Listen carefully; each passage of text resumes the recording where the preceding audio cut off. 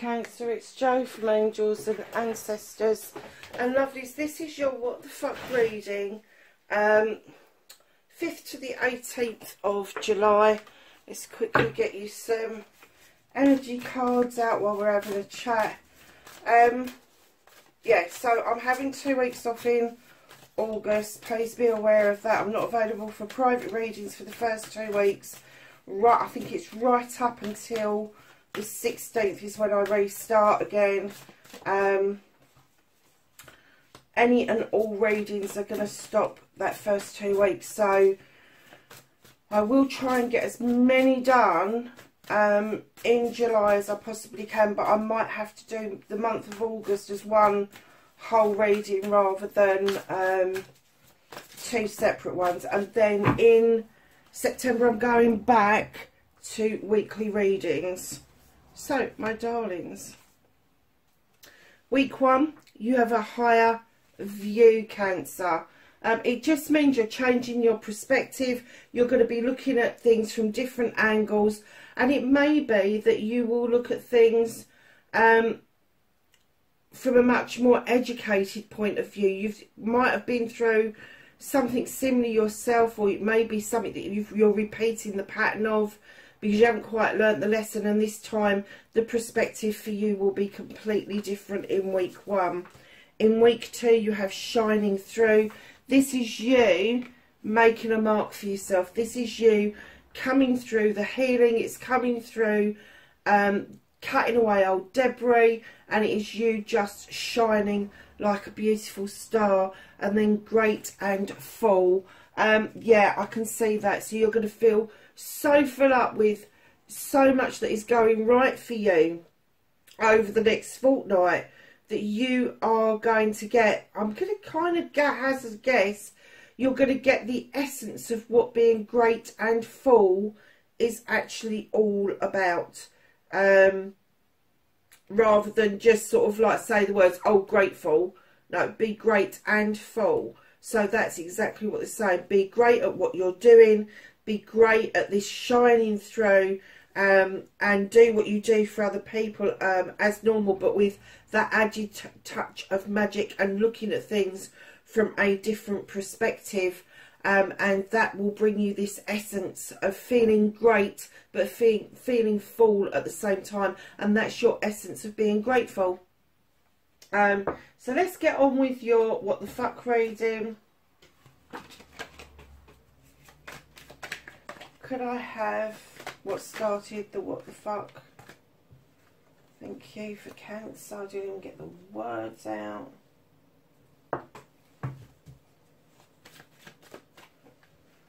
Facing your fears and taking your power back. I'm not taking that many cards.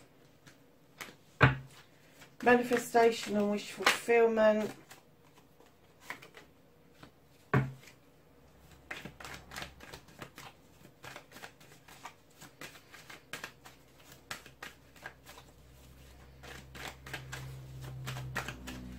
Your journey, where the fuck you need to be, Cancer. Too many.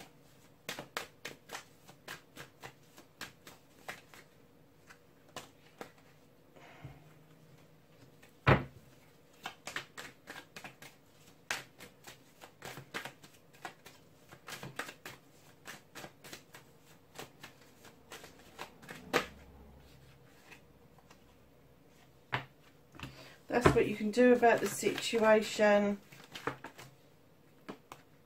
What the fuck is out of your hands? Reconnecting to your true self for Cancer. Thank you.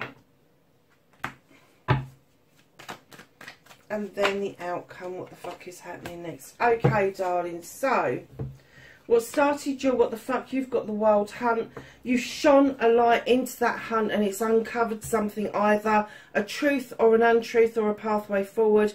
But it's given you rise, it's given you time to reflect about whether you're going to rebuild something, whether it's a relationship, a career, something to do with your family, or whether you're going to clear that debris and you are going to move on. So just keep that in mind. It does mean that this, whatever's happened has now passed, because you are now at the point where, do I rebuild or do I move away from this energy? Know that there are an awful lot of egos around you that could be pushing you into doing something that would be for their benefit rather than for your benefit. So if that is something that's around you at the moment, kind of like, no, clear the decks, clear it out. And once you've done that, you will find the strength and the ability to kind of like look at the Five of Wands and go, okay, this collection of people, they can make magic or they can make mischief, but they're not doing it with me. And if you are one of those people, know the ego is okay in its truest form, but it's when it becomes egotistical that it's a problem. So if you're one of these five that can make magic or make mischief, know that you need to lead the way, more or less, in clearing this debris out and starting things again. I'm getting for a lot of you that this could be family members. So, lovelies, facing your fears and taking your power back.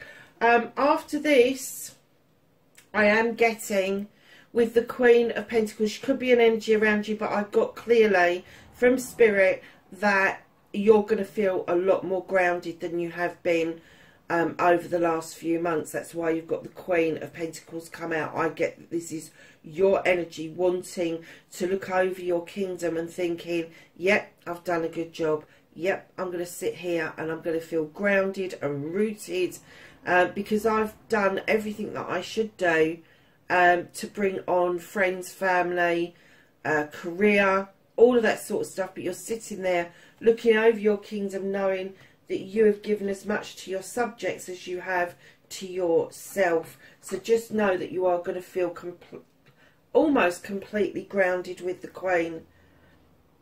She offers stability, abundance. She offers love and nurturing, and that's exactly what they're saying is facing your fears and taking your power back. It's okay to be grounded. It's okay to be grounded. So your manifestation, your wish fulfillment, why it may be fucked, it's not fucked because you've got this twice. You are manifesting that you want other people to see it from your perspective. You wish people could just say, step into your shoes and walk in your shoes just for a little while. But what they're saying is clearly it's you that needs to change your perspective, not the other way around. If you looked at things from a different angle, a different point of view, from somebody else's point of view even, you wouldn't be asking for other people to get your point of view because they would understand it. Because you're not coming from a place at the moment, and this is going to happen in the first week. You're not coming from a place at the moment to see it from a higher view yourself, but you are asking other people to see your point of view. But you can't. It's a two-way street, isn't it? You can't ask somebody to look at your point of view if you're not willing to look at theirs. So be aware of that.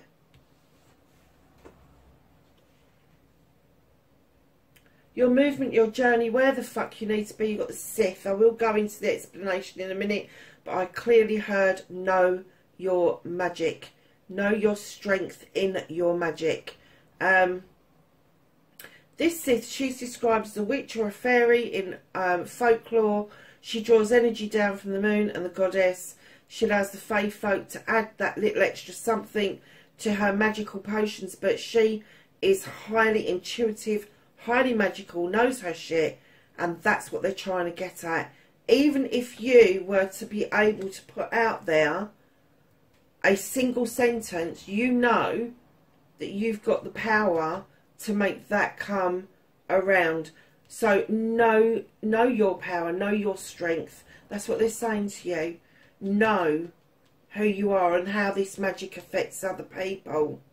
It's important for you to understand that. So lovelies, what you can do about the situation is you've got the Page of Pentacles. This is going to be a learning curve for you. This is the Page of Pentacles. He is doing an apprenticeship. It's all about learning, either formally or informally, but it's adding some precious tools to that already well-equipped toolkit. It could be that you need to learn something a little bit different in your workplace to move you on to the next step. But know that that's happening around you.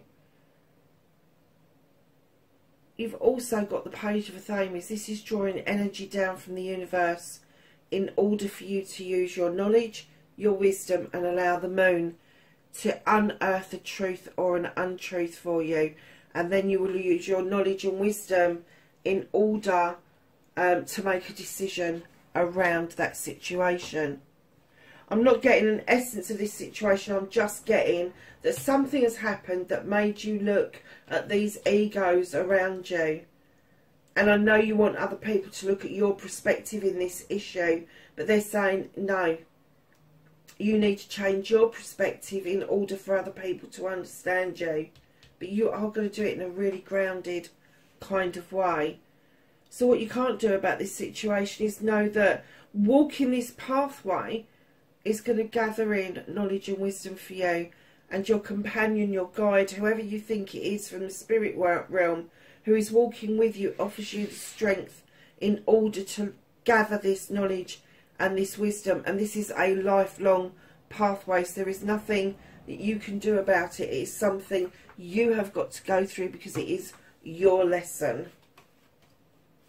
So reconnecting to your true self, you have the Wheel of the Year. There is a cycle coming to the close and one re-beginning. You are holding on to something. It could be that you're saving for something, holding on to an emotion, but you really are not entertaining that person at the door. Could be a host of reasons for that, but you are definitely keeping them at bay. And then you have the Seven of Aries. You are walking away from a situation. You're walking away from a situation to a whole new way of life. Now, it doesn't have to be a physical walking away. It could be mental, emotional, spiritual, sensual, combination of those things. But as you're walking away, you are looking over your shoulder, because I think that for you, this has been a massive life's lesson. And it's not that you're looking over your shoulder in regret. You're looking over your shoulder in order for you to understand that you have learnt those lessons, and then you are moving forward to the Master Craftsman with the Eight of Pentacles. You know this is hard work. You know reconnecting to yourself and allowing this cycle to cycle out. Have done with whoever is knocking at that door, walking away, and then standing and knowing your own worth. Knowing that you can do whatever it is you turn your hand to and do it well. But it has been a life's lesson for you, and it will bring you full cycle to reconnect to your true essence again. So lovelies, what the fuck is happening next? Because of everything that's gone on around you, you have the Ten of Wands. Suddenly you are going to understand that not all of those wands belong to you, darling. Some of those you're going to put down, and then you're going to be able to make it up that hill to the standing stones. Know that you don't have to carry other people's burdens in order for you to walk beside them and help them sort out their own shit, I'm going to say. Because this isn't yours. This isn't yours. And I'm getting that this sudden realisation is to do with these personalities over here. So know that you can put those burdens down, and nobody's going to collapse in a heap. Those people will still carry on being egotistical, whether you put those burdens down or not. What's hidden from you is natural justice. Know you are highly protected. Know that you have that the circle around you. The scales are in balance. The labyrinth is clear. It is saying to you, it's now time for you to allow natural justice to serve what it needs to dish up to whoever needs it. But this perspective thing, you've got 2 cards out. One is a major arcana. I have to say, you really do need, I've just seen the card that's dropped out, you really do need to do this learning curve. So the Whispering Woods is saying, learn, take a lesson from the owls, deeply observe the night, and you will become a little wiser in the day. And look at that card that you've got, the owl and the moonlight, drawing energy down. Hope. An idea like a single acorn can start a wondrous forest. How lovely is that? Let's just go to the angels and the ancestors and ask for some knowledge, wisdom and guidance. Week 1, week 2. What else you need to know? Week 1, you have winter. Take care of your needs. Week 2, you have Father Sky. Trust in the unknown. And then you have Trader as your extra card. Exchange energy to create abundance. So lovelies, that is your reading, 5th to the 18th of July. And wherever you are in the world, lovelies, please be safe, and I will catch you in the next reading. Bye for now.